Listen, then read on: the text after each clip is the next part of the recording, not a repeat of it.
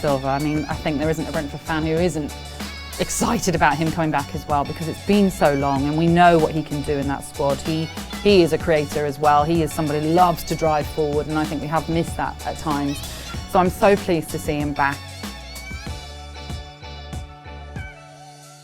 Welcome to the pre-match pint with London Pride. Football is back after the winter break, and we've got two massive games ahead of us, starting with Everton in the FA Cup. But on Monday, the transfer window slams shut, and news just in, joining me today is Natalie Sawyer and Elise Weston. Is that Jim White's here, Natalie, isn't it? Is that meant to be Scottish? What? I wasn't sure what that was. With the grey hair as well, it's like It Jim was White. uncanny. Yeah. Uncanny. It transported me back. Yeah, lovely Thanks to be for here. coming back after we did Reece, anything like that. Speechless. Do you do any impressions? No, Apart from not publicly. well, Absolutely not. professional No. footballer for 20 years. Thank you, mate. There we go. Hoppa, good start. Anyway, Wow. should we slow down and calm down? This is the pre-match pint. We did it online last time. Now we're doing it in person. Don't know if that's a good thing or not, but It is, because we've got a pint. cheers to Cheers. both of you. Cheers, absolutely. I'm going to need this, I think. Yeah, it's going to be a long one. Look, there's only one place we can start. Obviously, we're going to look forward to the games, but Christian Eriksen, that man there on the shirt. I don't know what you guys thought. For me, I was chatting to Jamie about this. It was like an Eriksen-ometer. It was like before Christmas, it was like, where's he going to go? And it was like, oh, that'd actually be amazing if he... Nah, he wouldn't. Then it was kind of like, actually makes a bit of sense. Then it kind of went to, we're being linked here with him, to maybe they're just using our name to get him another move, to actually now our name's properly in it. And then it kind of evolved, and then it was like, this actually might happen. Then next thing we know, it has happened. So Natalie, for you as a fan, when did it actually dawn on you that maybe we might be signing Christian Eriksen? When it was announced. Because I think for a lot of Brentford fans, we were, as you say, rightly so, it was being talked about for so long, and yet nothing was happening, and it was all going very quiet. And yet, so you're kind of thinking, this is not going to happen, is it, really? And then so when it actually was announced at that 8 o'clock on transfer deadline day morning, I think a lot of Brentford fans, like myself, would have just been so ecstatic about it. I mean, the thought that Eriksen is going to be playing in the red and white at Brentford is still actually, I can't quite comprehend it, really. I think it's going to be one of those ones until you actually see it, you kind of don't realise the gravity of it. Reece, obviously, you've got both sides of it, having been an ex-pro, and now you're working for the club in the office. What was it like around the club? Does this lift the whole place in general, not just the football side, the fans, but even in like the offices? 100%. Yeah, of course. You know, to Natalie's point, you're hoping more than expecting, and then as it kind of reached fever pitch, all the young kids, I refer to them as my team in the office. People like me. Say again? People like me. Yeah, they're young kids. Yeah. No, it does. It just creates a buzz, and I think when you look at Christian Eriksen, what he's achieved thus far in his career, and the fact he's coming to Brentford, it does have an impact on everyone associated to the club, be that at Jersey Road, be that fans, be that staff that work. I mean, it just couldn't come at a better time, really. And there's a certain buzz around the office that's been slightly muted over the last month or so. But yeah, it's welcome news all around for sure. I think, Natalie, the natural thing for us to do as fans is you remember all those amazing times at Spurs and Inter Milan and Ajax, and I've probably done what a lot of people have done, gone back and watched a lot of that stuff. Do we need to kind of also bear in mind that the classic thing is like, all right, bang, Man City next week, start him, or Everton at the weekend, depending where he is, go on then, start him and let's see him. Do we need to kind of be a bit patient here, because yeah, of it's course like we do. Yeah. opening your Christmas present and want to play it straight away, but you've got to have Christmas dinner first. Yeah, no, I totally Is agree. that a weird analogy?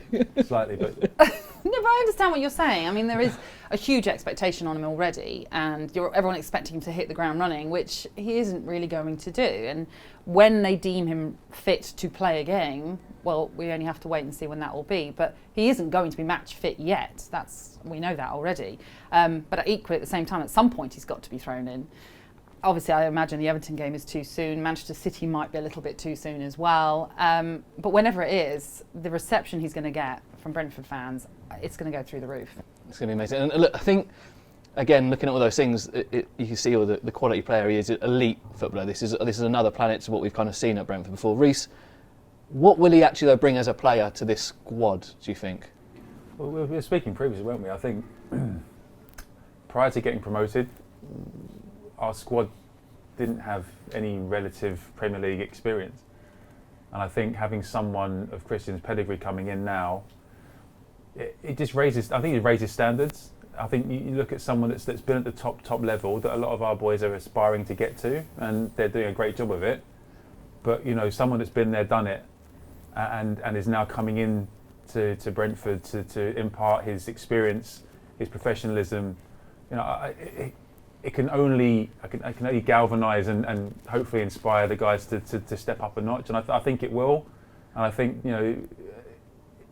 he'll certainly give the younger players an insight into what it's all about. And I think for us as a young squad, a developing squad, I think his influence could be massive for the rest of this season. Because we were saying it's something that we've not really had at this side, have we? That kind of Premier League or that top flight experience, because they're all on that movement on their journey, and now they're going to be playing with someone that's been there and he's made that, and he's played with these players.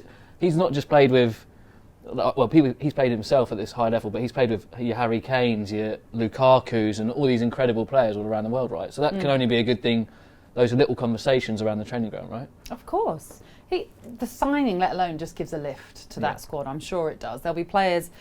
Listen, I fully believe all the players give 100% all the time, but there'll be players there that now will walk in a little bit taller because they'll be thinking, wow, I'm going to be playing alongside Christian Eriksen. Or I want to be competing alongside Christian Eriksen to get ahead of him in the team. It just lifts everybody.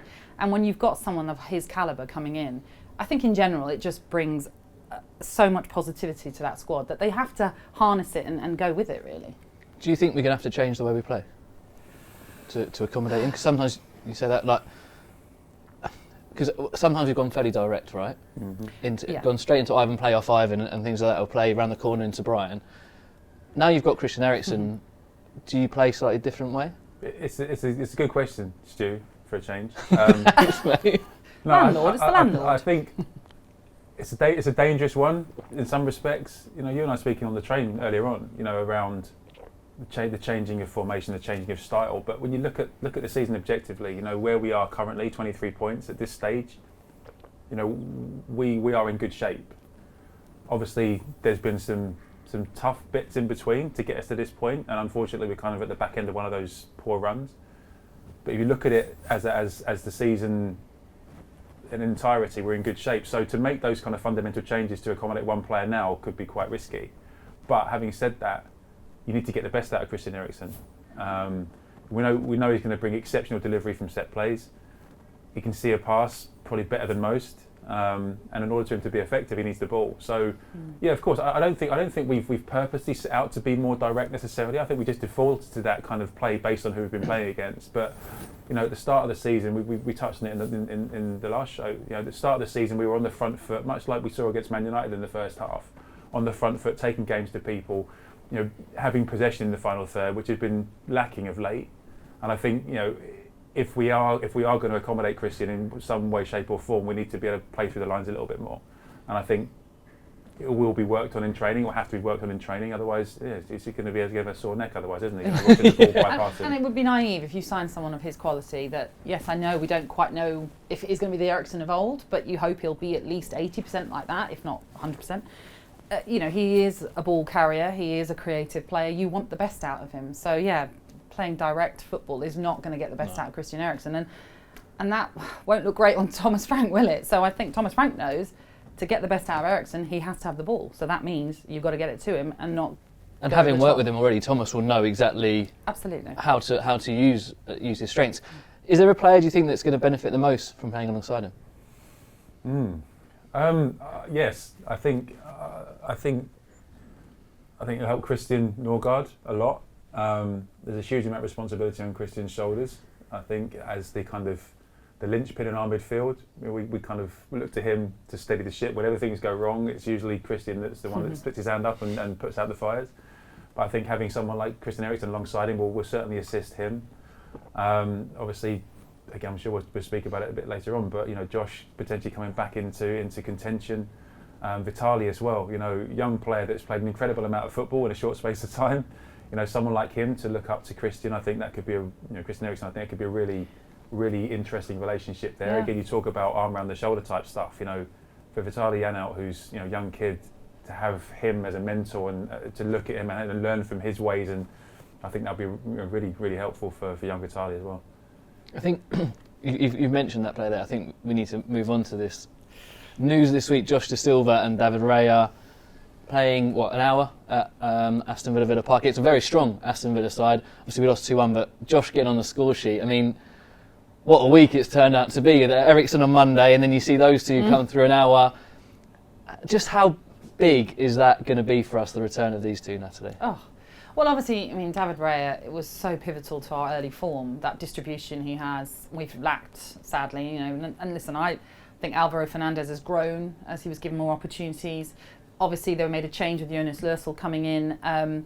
They're just not quite the same as David Raya, and that's also partly down to the relationship that he built with our back line, for example. That's really key when you have that relationship with your defence, and it's probably been difficult for Fernandez and Lössl to build that because it does take time. And if you remember, it took a bit of time for Raya to fit into the Brentford squad. So to have him back, I think, will be massive. And Josh Da Silva, I mean, I think there isn't a Brentford fan who isn't excited about him coming back as well, because it's been so long and we know what he can do in that squad. He is a creator as well. He is somebody who loves to drive forward, and I think we have missed that at times. So I'm so pleased to see him back. And talking about who's going to benefit from someone like Christian Eriksen, I think also Ivan Toney is going to benefit from Christian Eriksen, because it will mean that he won't have to drop as deep to be a part of the build-up play. He can perhaps stay in the box and just hope that Christian Eriksen will find those passes that we know he can deliver. So overall, there's so much positivity now about this squad with Eriksen coming in, what he can do, but also, as you say, with those two players returning. Do you think that, look, I haven't watched loads of Spurs, but it seemed this year a lot of people are saying, Harry Kane's dropping really deep to pick up the ball. I imagine back then it was kind of right, Harry Kane, stay around that penalty area, Christian will find you, or Son will find you, do you see what I mean? And it's almost getting back to that last year. Ivan, when he was around that penalty area, look what happened. People going, tap him, Merchant, have a day off. He scored 30 goals. Do you know what I mean? It doesn't matter how you score them. He was there, and maybe he's not been able to do it this year. But I've gone away from Josh and David a bit here. Also, I think when you see Josh, it's all about the reaction Christian's going to get. Oh. I think the full stands are going to go absolutely crazy that first time Josh walks onto the pitch. I think it's going to be absolutely huge. But this then creates another dilemma, right? Midfield options now. We spoke about the three combination last week. Where do you even start now? Because last week Christian Eriksen wasn't even in the equation last time we spoke. I guess a lot of people would maybe go straight in with the two Christians and Josh, if all fit, but I think that would be a preferred three. But then are we actually saying we might leave Vitaly Janelt out of an 11 at the moment? How do you... Look, I'm throwing this at you, Reece. Yeah, Reece, come on, solve the problem. Because we've started that, you can finish it. Thanks for that, mate. No, I wholeheartedly agree. It's when you look at the options available to us currently. Josh for me is, it was aside from Christian, it was a relatively frustrating window. But now, Josh coming back, David Raya coming back, that's as good as any signings you're going to make at this stage of the season. And I think if Josh is fit, he brings us something completely different. Now listen, Shandon's played his part as that kind of conduit between midfield and attack. But Josh, when he's fit and flying, there aren't many better. I don't think that, especially when we're seeing him in the Championship. And you had the creativity of Christian Eriksen and the guile and the reading of the game of Christian Norgard. It's no disrespect for Vitaly. Vitaly is going to be a fantastic player for a long, long time. But I think if we have the ability to get Norgard, Eriksen and Da Silva on the pitch at the same time, I just think it would give us as better option as we possibly have. And again, it would benefit Ivan, Brian and whoever, if we decide to revert to a 3 again, whoever is that third wheel, I think it will give them so much more ball, so much more opportunity.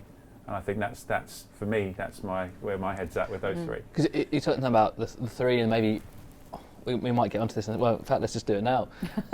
Everton at the weekend, you got an FA Cup game. Some people are saying maybe we could go to a 4 at some points this season and maybe change things up.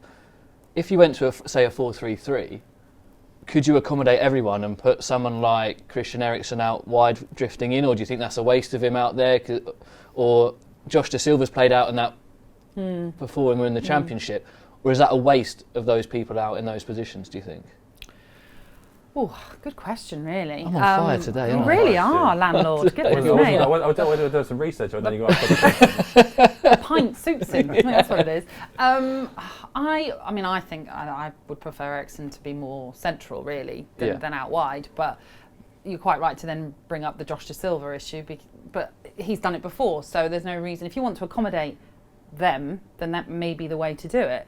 I think if you want to introduce 4 like you're suggesting, the Everton game is a great way of doing it. Obviously, we're not going to have Josh necessarily or Eriksen playing in that game, but it's a great chance to try something that hasn't massive risk to it, because if we do bow out the FA Cup, and look, I don't want us to lose a game, of course I don't, then it's an FA Cup game. It's, we've had a good cup run in the League Cup, for example, so I wouldn't mind risking a defeat in that You're travelling to that game obviously as a Yeah. fan, so would you have a problem when you turned up and you went, all right, I've paid this money and we're trying something new, or would you be like, you know what, this is actually going to be quite interesting, I quite want to watch this, because you have to bear in mind there's people that are going up there. Well, we can't.